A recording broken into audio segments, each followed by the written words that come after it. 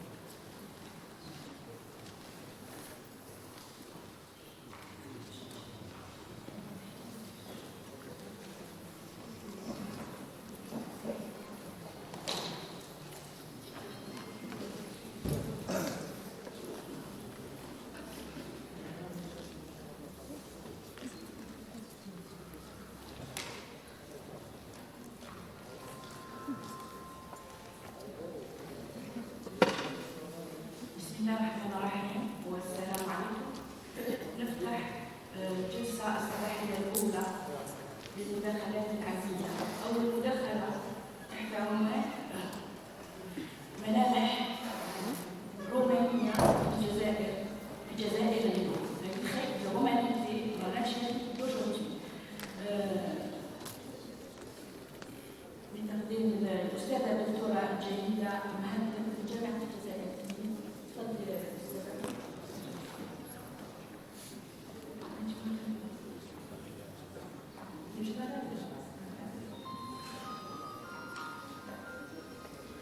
السلام عليكم ورحمة الله تعالى وبركاته.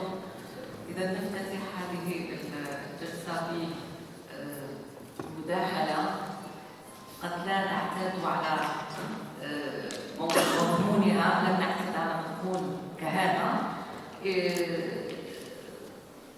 ولكنها تدور في نفس الموضوع حول الرومان.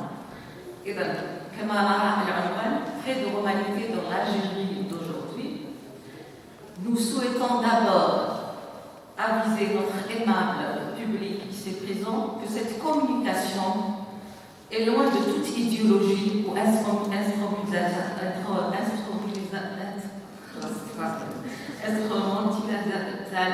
de l'histoire. C'est l'effet de... Ce sont donc des réflexions observables de notre vécu et qui deviennent vite un thème très passionnant. C'est avec enthousiasme que nous présentons ma collègue Nejma Sarraj El-Mili qui s'excuse pour ne pas être venue, et moi. Donc, cette communication qui n'aborde pas la thématique de la romanisation selon son contexte classique, mais plutôt de la survivance de traits de romanité ou de l'héritage de la civilisation romaine dans notre quotidien. D'où le choix du titre « Traits de romanité ».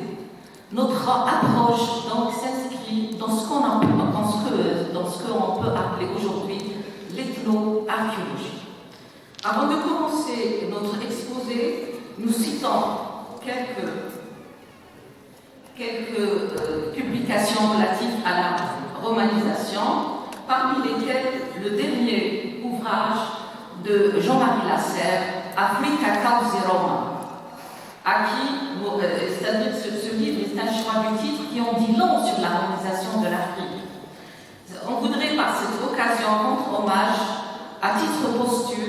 à cet homme qui a su dialoguer d'après ses propres propos avec l'Afrique romaine, en particulier sa riche contribution dans le domaine de l'épigraphie. Donc notre communication a trait à trois axes principaux. D'abord l'onomastique. Commençons par le nomastique qui sont, c'est-à-dire on a pris c'est-à-dire qui ont relation avec les noms, des prénoms aujourd'hui qui existent en Algérie, mais qui étaient à l'époque antique des gentilicia ou cognomina. Commençons par le nom Ania. Ania, on a pris comme exemple, comme sont les hôtes de la ville de l'antique Kalama, Gelma, on a pris la célèbre inscription d'Ania qui a fait construire le célèbre théâtre, le magnifique théâtre qui se trouve toujours à Gelma.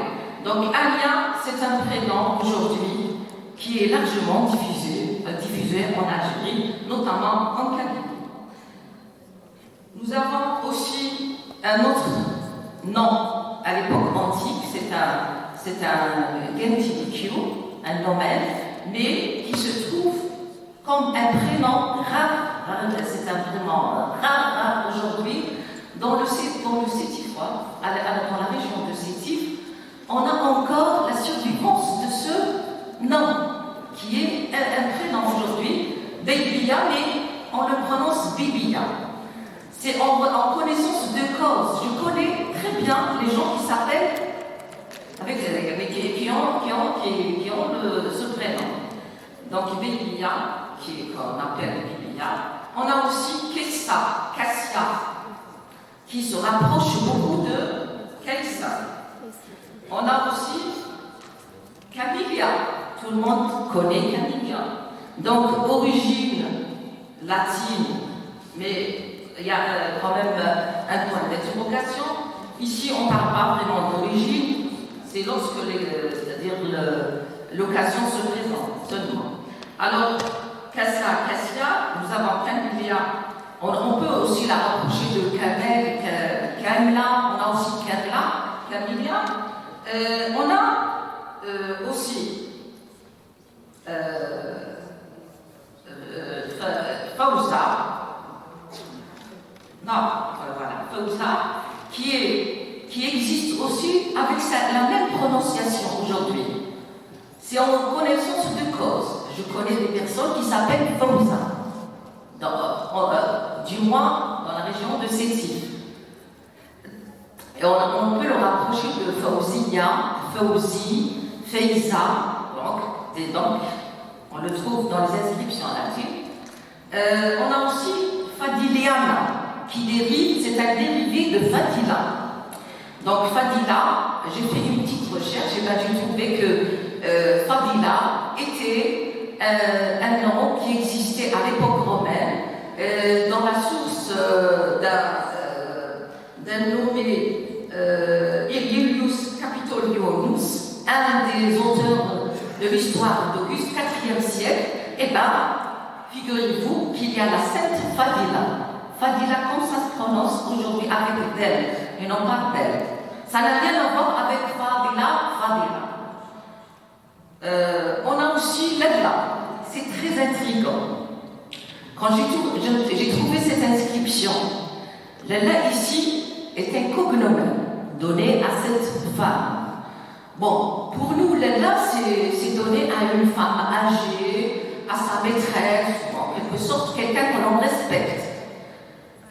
J'ai fait une petite recherche pour trouver une trace de ce mot, l'origine de ce mot en latin. Et ben, j'ai trouvé qui se rapproche de l'aliou lala, qui veut dire berceuse pour endormir les enfants.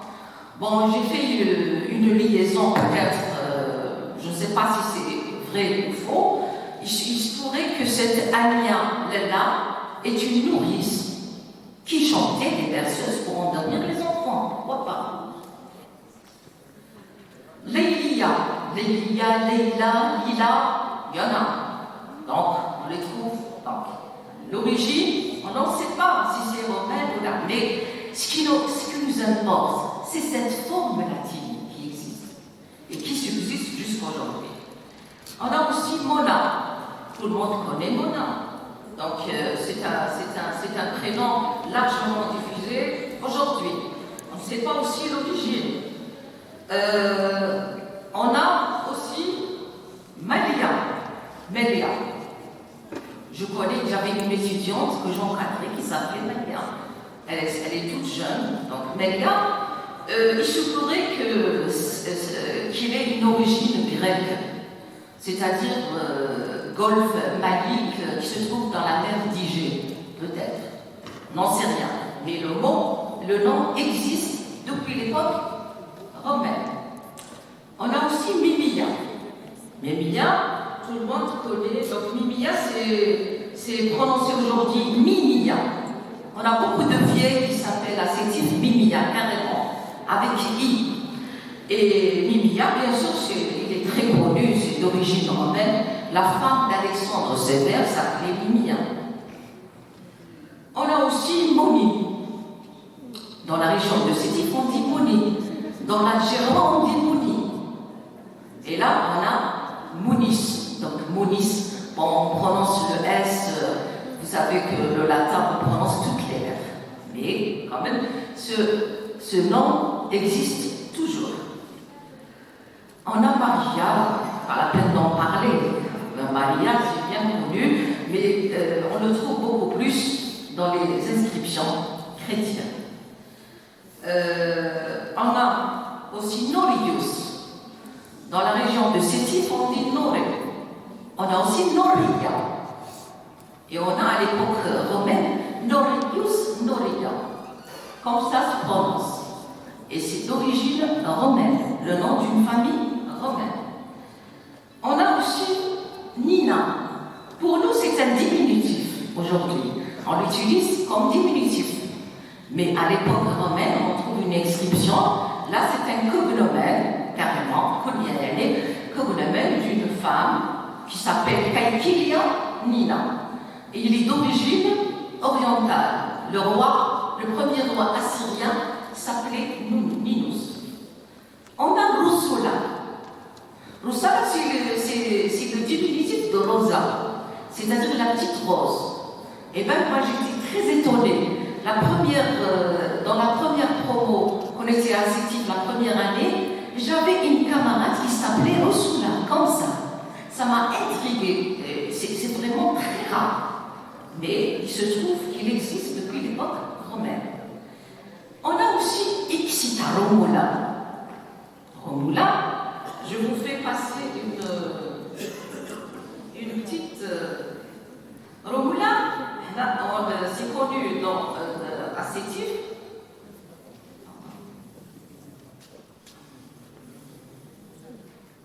Voilà. J'ai trouvé cette vidéo postée sur Facebook, parfois ça sert Facebook. Le volume.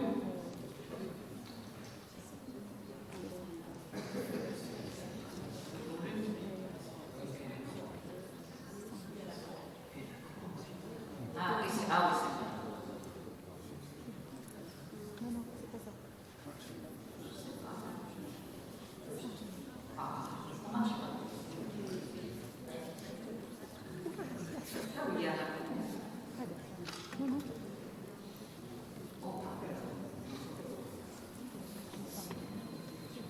Dommage parce que je ne sais pas s'il y a quelqu'un qui est technicien. Voilà. Bon, l'anecdote de cette vidéo, bon, je l'ai trouvée postée sur Facebook. Ça m'a intriguée parce que c'est une jeune fille qui s'amusait avec sa grand-mère. Elle la faisait parler en français en lui disant « Dites d'abord comment je m'appelle en français ». Et la vieille dame, sa grand-mère, elle disait « Je m'appelle Romila ». Moi, c'est ce qui m'intéresse, c'est quand elle dit « Je m'appelle Romila ». Donc Romila, c'est vraiment romain. Romulus, Romula. Bon, c'est un prénom qui en voie de disparition dans la région de Sétif. C'est en voie de... Donc, je voulais vous montrer, dommage que je ne sais pas ce qui se passe, mais on n'a pas pu entendre la voix de cette vieille dame. Mohim, elle s'appelle Rovina. Donc Rovina, tout le monde connaît. C'est bien. Donc c'est bien. Tout paraît que c'est une origine orientale. Tout le monde connaît ce prénom, largement diffusé dans toute l'Algérie. C'est bien. D'après une petite recherche, donc il serait en relation avec les Yémen, d'origine du Yémen, donc l'Arabie Félix. Nous savons tous que l'Arabie Félix veut dire les Yémen.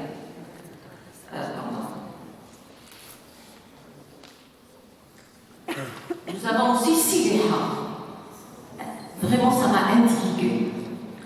Faisons ma recherche. Siliha, c'est Saliha, carrément. Bon, il y a le I, mais ça se rapproche de Saliha. Et quand j'ai fait ma petite recherche sur l'origine, je n'ai pas trouvé.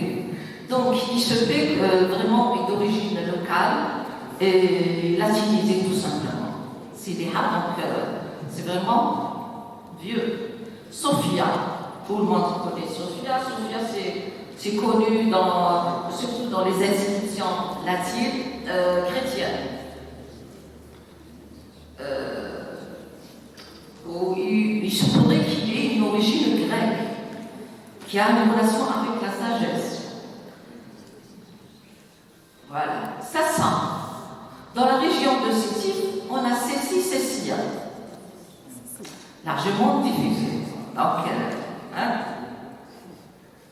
Cilia, c'est vraiment romain.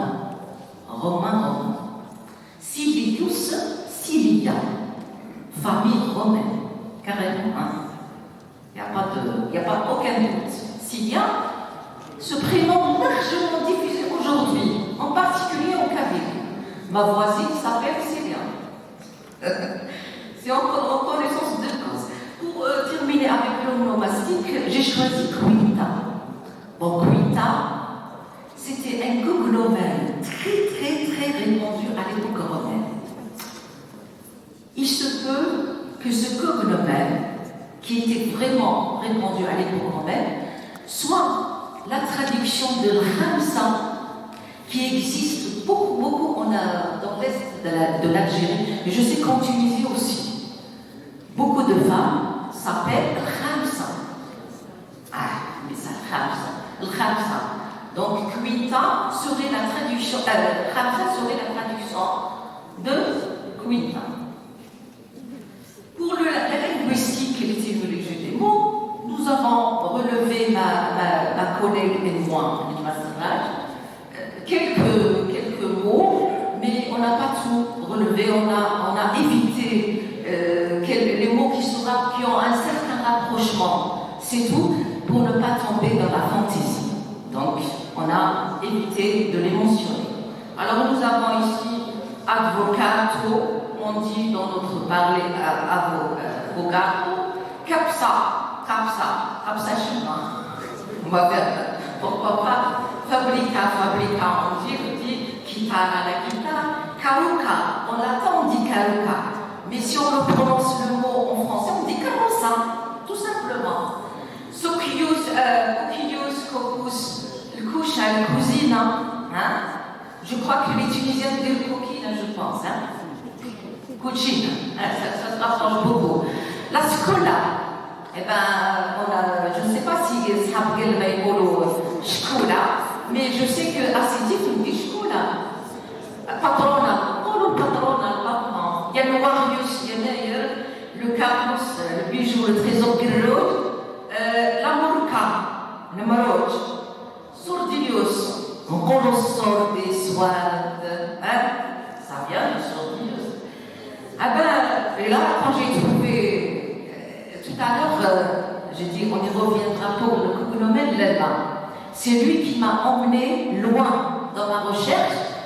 Et figurez-vous que j'ai trouvé que Lella aussi se rapproche du verbe lallo, lalare, latin, qui veut dire chanter une berceuse. Parce que nous avons en latin le verbe cantare, qui veut dire chanter. Et là, l'alare veut dire chanter une berceuse pour faire endormir les enfants. Et là, j'ai trouvé Lali. Lali, ça veut dire chante, chante. Lali. Yoma Lali. Bon, je ne vais pas vous chanter la chanson, mais c'est un refrain qu'on connaît tous, surtout à l'est de l'Algérie. Par exemple, surtout dans le terroir de Sétif, le patrimoine de la chanson sétifienne, presque aucune chanson ne manque de Lali et de Léla. Donc, Lali, c'est-à-dire chante une berceuse. Mais non pas chante tout court. Il faut qu'il soit lié à berceuse. Parce que nous avons le verbe cantare, qui veut dire chanter. Mais vraiment, ça m'a intrigué. Voilà. Nous avons aussi capsula. C'est bon. Kalamous al-qalam. Karous al-kar. Kiratunia siliquois. C'est surtout siliquois. Donc, le thème on dit ici le roi. Falso, on dit tous falso. Misura, Poulous, Flous, Fornax, Forno, Souma. Quel Souma? Souma, nous avons le mot Souma en latin, qu'on le trouve lié aussi dans le lexique de l'énergétisme, quand on dit Souma honoraria, Souma legitima, etc. Souma veut dire la somme, le thème. Donc, on a Souma. Donc, c'est une survivance du mot souma. Nous avons aussi le sumus, summa, sumum, qui veut dire tout ce qui est haut. Mais là, c'est carrément la somme. Alors, pour terminer dans le linguistique et l'étymologie, on a trouvé parité in quoi. Par hasard, j'ai trouvé, donc, si on traduit partie in quoi, ça veut dire en partie dans laquelle. Nkwa. Regardez, dans les premiers temps de colonialisme français, dans les registres des extraits des registres de commerce, ils notaient ça, extrait partie in quoi, des actes de naissance. Ou naissent pour abréger avec les Nkwater. Et jusqu'à présent, on dit quoi. Donc, vous voyez, donc, quand même, certaines citations et proverbes et dictons, nous avons par exemple ab imo pectore, qui veut dire min qalbe, ab origine, ou legal af, acta ex este fabula, l'aba khlasat, ab diteram, بالحرف, ab vitam alternam, على طول العام, carpe diem, عيش ياباتك, divide ut regnes, فرق تسو, iusdem farine, طينة وحدة. Nous avons aussi primum vedere de filosofare, barcamet فلسف, staspede in uno pardon, واقف على الوحدة, mens sana in corpore sano, عفوا, العقل السليم في الجسم السليم. Ça, c'était des mots que les Romains disaient pour célébrer la gloire des eaux romaines. C'était très connu. Errare humanum est. En français, toujours on dit l'erreur est humaine. On نقولوا ما كاينش اللي ما يغلطش. Est modus in rebus. يزاد الشيء على حده مقارب ضده. Fiat voluntas tua, mais qu'on l'a fait. وهنايا j'ai trouvé dans les inscriptions d'Astif, en faisant une recherche, j'ai trouvé cette inscription très singulière au Félix Sitifis Péa la Grèce Salvé. C'est-à-dire, التحية صديق الجميلة الصاعدة. Tout court, صديق العالي. الناس من بكري كانوا يقولوا صديق العالي. بعد أوتومبورا أومورس يعني هذا الزمان. Bon, on passe, après ces citations, on passe à une autre étape, les coutumes poursuivre les traditions où on voit un héritage romain. Moi, je ne dis pas vraiment un héritage, c'est une acculturation. Donc, commençons par la tunique, la tunica. Bon, d'après les recherches, on a vu que la tunica n'est pas romaine, n'est pas une invention romaine. Il y a par les gravures rupestres, on a la tunica qui porte ici, portée pour les hommes et portée par les femmes, la tunica longue ici. Donc, ce n'est pas une invention romaine qui a pris de qui à qui. Donc, l'essentiel pour les habits, donc nous avons la kuktigma, ou bien la chimie, le kolkos chez les Grecs. Donc, ça ressemble à une hinaya. Regardez bien ici. Donc, ça, c'est une mosaïque qui se trouve à Sétif. Là, on voit la kolkos, pardon, le kolkos et la kukmeta. Et ici, on fait la relation avec une femme kabyle ici. On a aussi un autre exemple. Voilà. Là, on parle de Melhfa kabyle. Donc, on a ici le péplos à la forme attique à reprisant. On le trouve aussi. On a aussi, là, c'est une reconstitution, donc c'est l'archéologie expérimentale de la tunique gréco-romaine en France. Et là, la Melhfa algérienne, donc c'est une acculturation, on ne peut pas le nier. Je vais faire vite. Ici, en quittant une Europe kabyle ancienne, là aussi, on a une stèle de ce qui date du 2e siècle, tunica à Kolkos, Melhfa Ta'us. Ici, on a aussi Melhfa kabyle, le péplos. On a ici le haf, donc qui ressemble ici aussi le haf chez les Kabyles, les Algérois, enfin dans toute l'Algérie. On a aussi par exemple le voile porté par une femme romane en pala, ça ressemble beaucoup à Melhfa Ta'us. On a aussi une femme voilée qu'on a en archéologie, donc dans la Sirène en Libye, donc la Hadjar depuis l'Antiquité. On a donc les Kalimna ou Pro-Kalimna Hadjar. On a pris deux exemples ici. Donc j'ai un tableau réalisé par Félix Mahmoud en 2001. Et là, c'est une photo postée par Karbi d'une femme sétifienne. On voit l'Adjar sur la tête. Alors le bournos, tout le monde connaît ça, c'est que le bournos, bournos est d'origine latine. On ne peut pas le nier. Mais on voit qu'il y a quand même certaines différences. Le païmola chez les Romains ne tombe pas jusqu'au pied. Par contre, le pantos indana, il tombe bien sûr. Indana, par exemple, le païmola musulman, indana, je ne sais pas de quelle région. Le indotable de Manor, musée également, on a pris les Abdel Qadir, c'est-à-dire il y a quand même une pérennité, une continuité. On a aussi une fibule romaine 3e, 4e siècle, voilà, qui ressemble un peu à les Aurès. Ici, le musée du Portier, les Aurès. C'est vraiment intriguant, une fibule gallo-romaine qui ressemble vraiment ce qu'il y a en Kabylie. On a trouvé aussi qu'il y avait quand même une survivance de Ta'al-Kamara.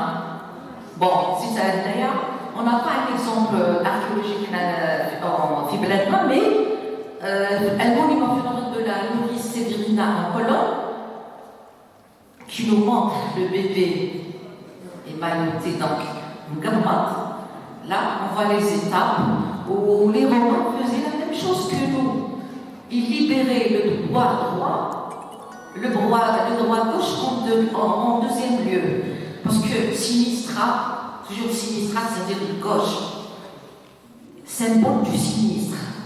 Donc les Romains, quand ils ont été qui m'a fait les chiffres pairs, pour l'impair, qui m'a fait la même chose.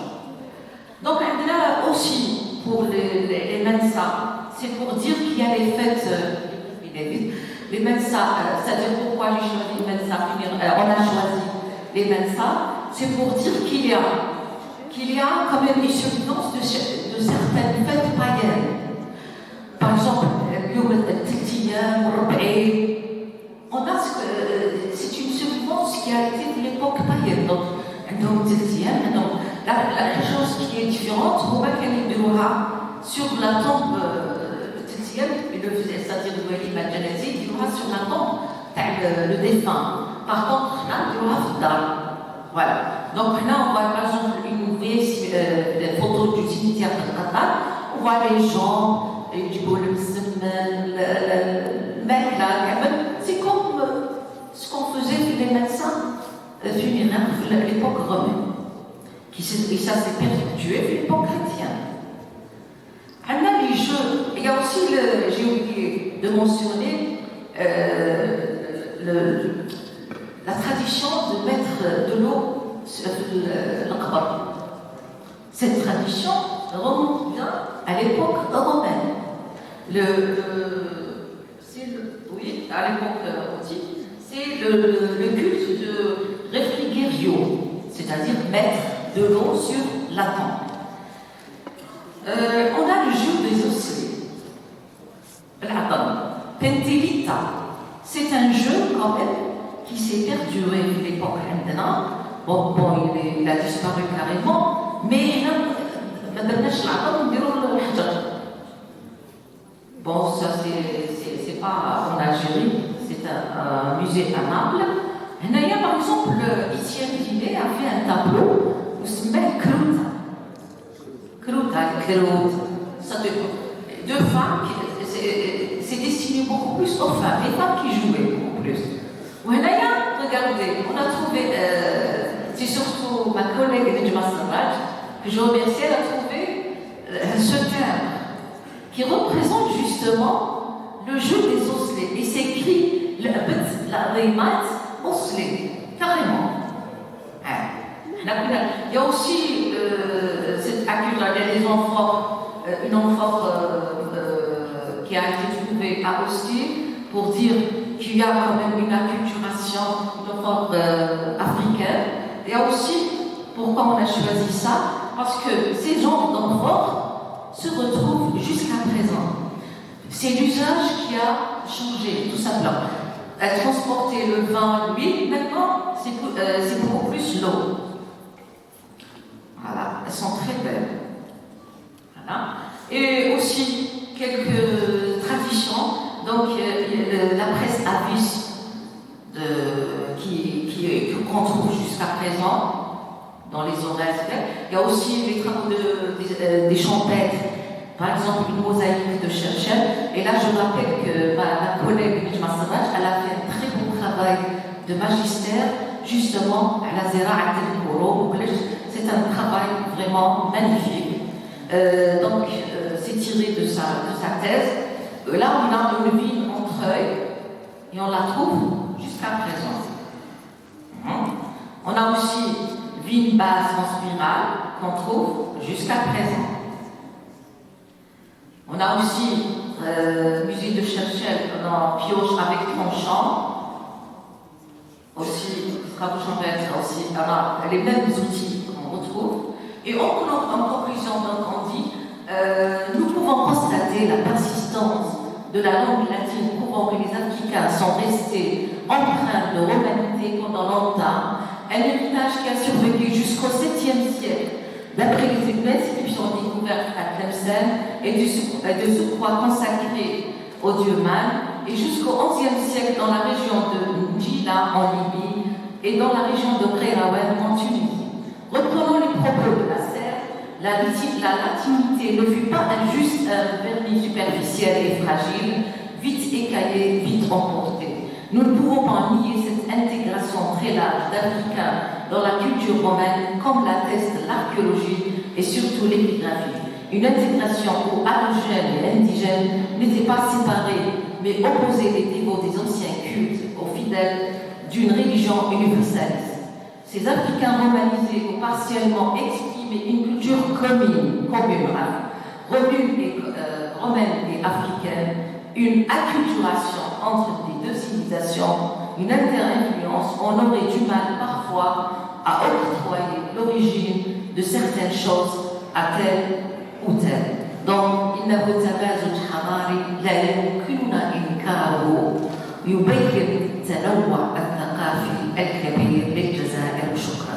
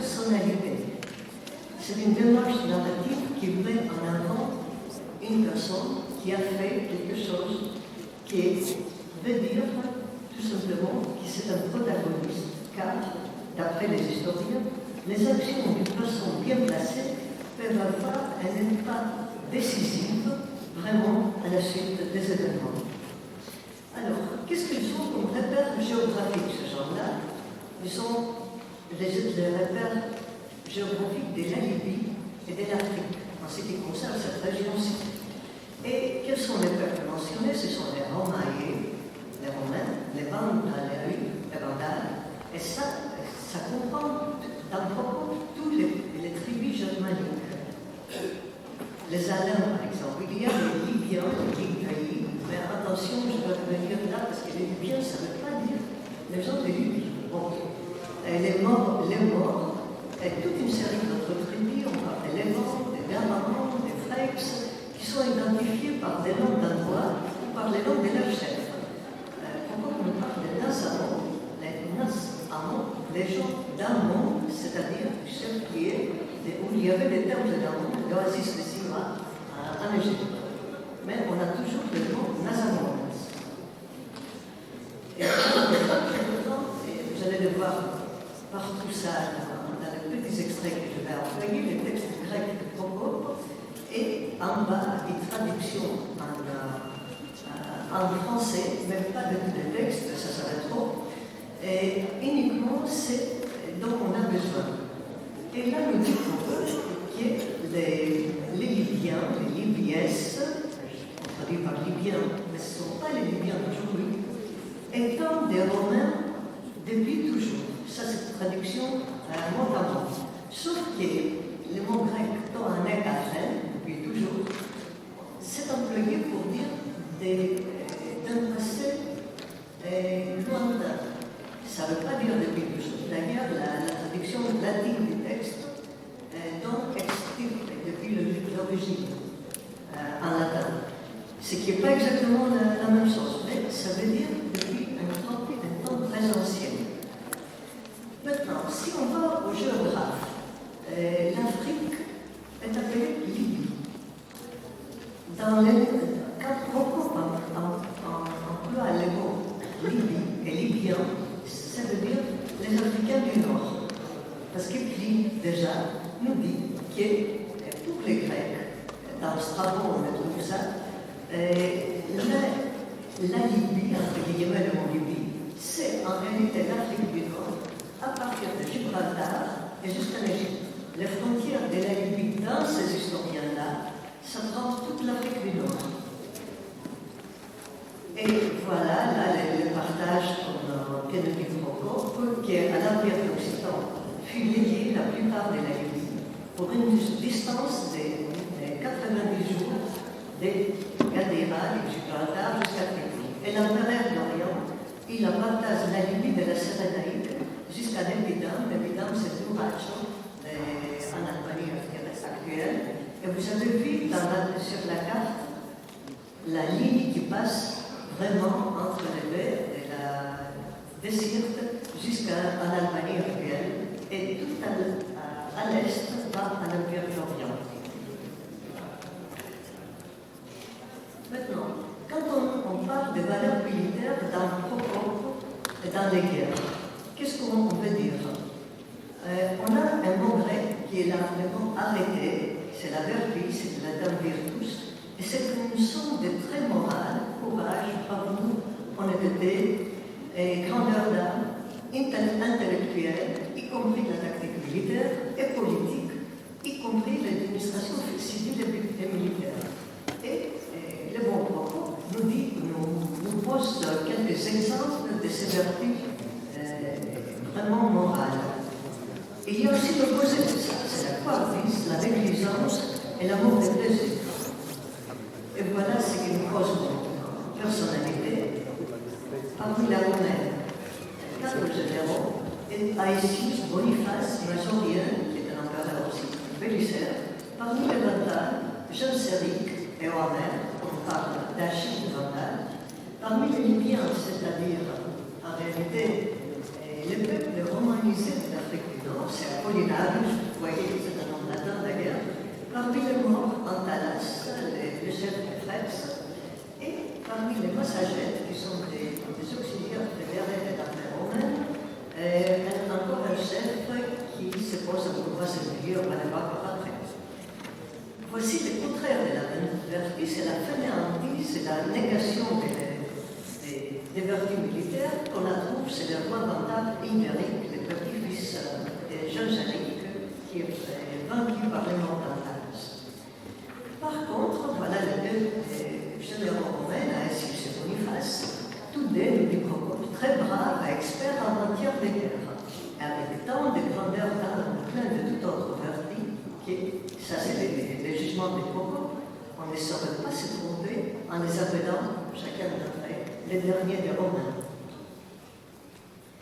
Et là, ce sont les jugements de Majorian, qui est un empereur, d'abord usurpateur et ensuite empereur, avec 477 à 461 de notre ère, qui vraiment ne voulait pas que l'Afrique, je parle du moins, j'emploie le mot Afrique, pour toute l'Afrique du Nord, pas en moins de l'Afrique consulaire. Il ne voulait pas que ça reste dans les mains de Vandal. Il avait préparé une flotte pour venir de l'Espagne, passer au Gibraltar et faire le tour jusqu'ici, sauf que le pauvre est mort avant de réaliser son dessein. Mais, nous dit que ce Majorian était celui qui surpassait tous les empereurs précédents en toute vertu, et il veut dire les vertus militaires.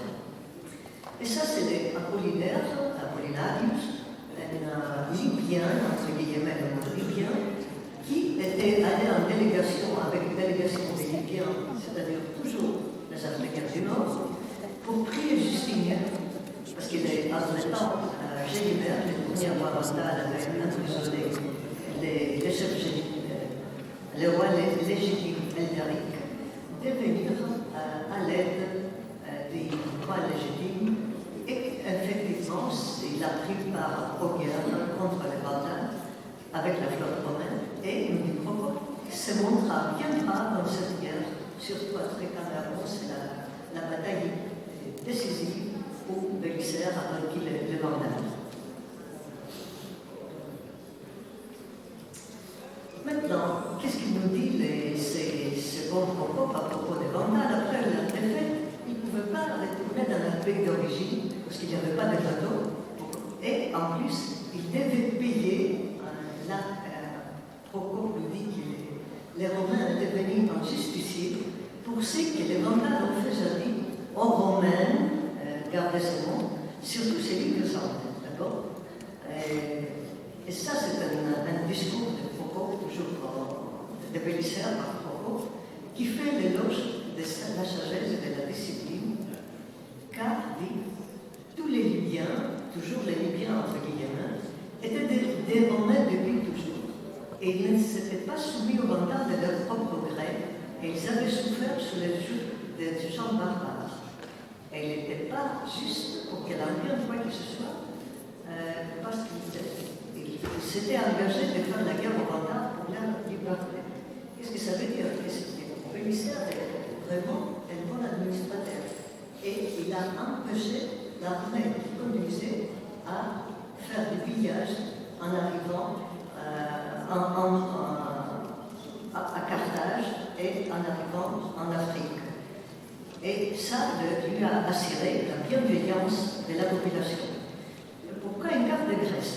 Pour vous présenter la petite de Zakynthos qui est simple, et vous vous rappelez les textes auparavant que les Vandales devaient payer, toujours Procope, pour ce qu'ils avaient fait aux Romains en vidant des hommes.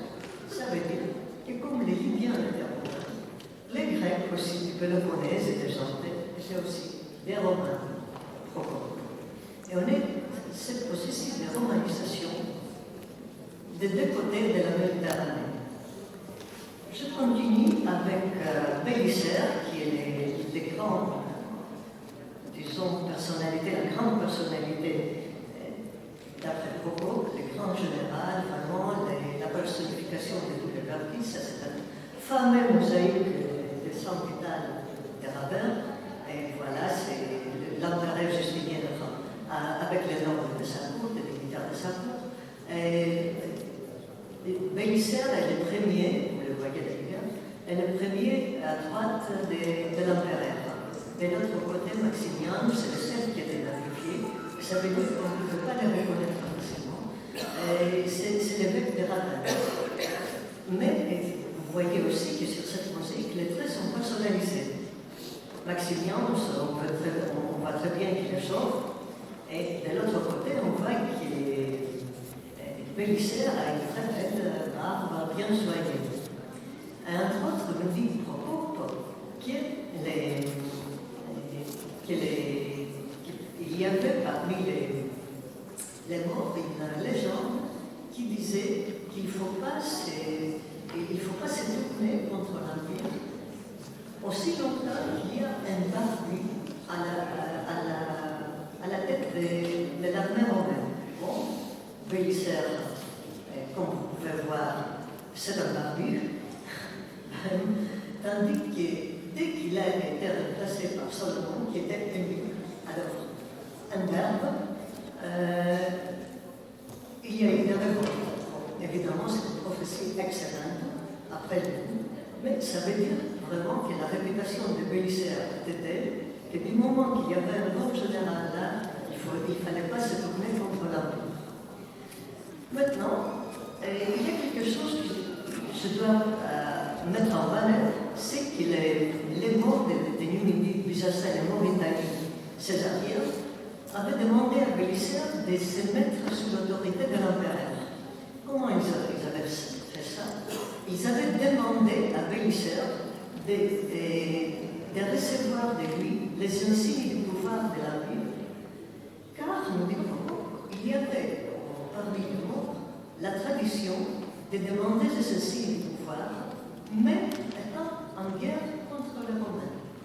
Il y avait la légitimation du pouvoir par ces insignes du pouvoir. Et quels étaient ces insignes du pouvoir? C'était un sceptre en argent doré et un couvre-chef qui ne couvre pas toute la tête, mais en forme de couronne. Et un manteau blanc pris par une brosse d'or sur l'épaule droite, comme le manteau de Thessalie. Est-ce qu'une reconnaissance internationale, c'est ce mot qui est par le texte de Procope, ou une sorte de communauté, de commandoirs, de patrices romaines? Car, et je retourne là, et vous voyez ce que porte Bélisaire. C'est exactement ça. C'est un manteau blanc pris avec une fibule, avec une broche à l'épaule droite. Et voilà, c'était un fresque qui vient de l'Italie du Sud, c'est un scène, en tenue militaire. C'est la chapelle de Saint-Demetre à Policastro, à l'Italie du Sud, près de Rome. Et vous voyez très bien ce qu'il porte sur la tête, les couvre-chefs en tant que diadème, exactement comme décrivait les insignes du pouvoir Procope, et aussi la tenue militaire romaine. Et ça aussi, ça vient du musée d'Athènes, c'est un anneau avec l'archange Michel, toujours en tenue militaire, et une inscription qui dit que l'archange vient en secours. Et je rappelle que les archanges sont des officiers, entre guillemets, des ordres des anges. Alors ils portent le costume d'officier militaire. Maintenant, quand il parle des morts, il dit que les Vandales se sont confrontés aux morts, mais les Vandales avaient toute la science militaire, et malgré tout, ils sont vaincus par les morts qui ont un armement sommaire. Les textes grecs, c'est qu'ils sont nus, c'est-à-dire avec uniquement des lances et les petits boucliers qui ne sont pas bien faits, les petits boucliers des morts. Et c'est pour ça que les Navantes, en 544, c'est une tribu, elles ont accepté 3000 pièces d'or pour laisser la ville de l'Arigos, parce qu'ils n'ont pas d'experts en siège. Ils n'avaient pas, ils ne pouvaient pas se tenir en siège, ils n'avaient pas des engins militaires pour se tenir le siège. Maintenant, autre chose qu'on retrouve dans Procope, c'est les combats singuliers. C'est que les passagers sont des fédérés, les auxiliaires de l'armée romaine, d'origine unique, des steppes. Ils sont vraiment très bons pour tirer, ce sont des archers, des cavaliers archers. Ils pouvaient tirer, on nous dit des textes, sans flèche, en galopant. C'est pas exactement facile à faire. Et là, il nous présente Atlias, qui est un officier de ce genre-là, et qui demande à Jean Agata, qui est le chef de monde, un combat singulier avant la bataille. Et il nous dit qu'Atlias engagea la bataille en brandissant son arc de la main gauche, c'est-à-dire qu'il a une épée d'un côté et l'arche à la main gauche. Et vous pouvez le voir, ça c'est encore un sens, ça vient de Grèce, c'est un fresque romandos. Et on voit toujours cette tenue d'officier avec l'archer avec l'arche à la main gauche. Encore, ça vient de Chypre, même sujet. Et ça vient de Thessalonique. Malheureusement, cette fresque-là n'existe plus. On ne sait pas si c'est un empereur ou un saint militaire. Cette église-là a été détruite au début du XXe siècle par une incendie. Malheureusement, on a des photos qui sont très anciennes et très pauvres. Bon. Et je vais revenir à Antalas, le chef fort, qui écrit à l'empereur Justinien que je serais né, que je suis serviteur d'État majesté. Pourquoi? Parce qu'il avait accepté les insignes du pouvoir de l'empereur Justinien. Mais il revendique le pouvoir au nom du monde, qui ont pris les armes contre Salomon, comment ça s'appelle, qui était le successeur de Bélisser, et qui nous dit, Antalas, il a nié les traités et nous a confisqué notre allocation de blé.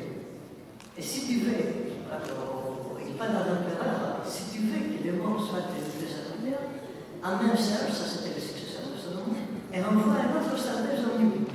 Tu ne dois pas manquer donc plus Serge de dire que j'ai dit. Ça c'est vraiment extraordinaire quand on s'adresse à l'empereur et lui dit, bah, écoute, il y a d'autres, vous envoyez, pourquoi tu as choisi quelqu'un qui ne vaut pas, qui n'a pas des valeurs militaires, alors on ne le respecte pas.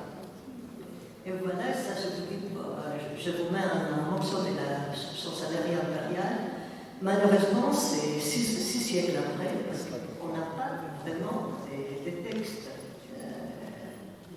de la chancellerie impériale avant le Xe siècle. Ils sont détruits. Et les premiers qu'on a, c'est Romandos, vient du Xe siècle. Le Xe siècle, ça c'est la moitié du XIIe siècle. Il existe toujours cet achat. Maintenant, voilà le jugement de Gatias sur Procop, comment Procop a défait le Vandale, et c'est que les mots ont fait et subi plusieurs endroits de la lutte dans leur lutte avec les Romains.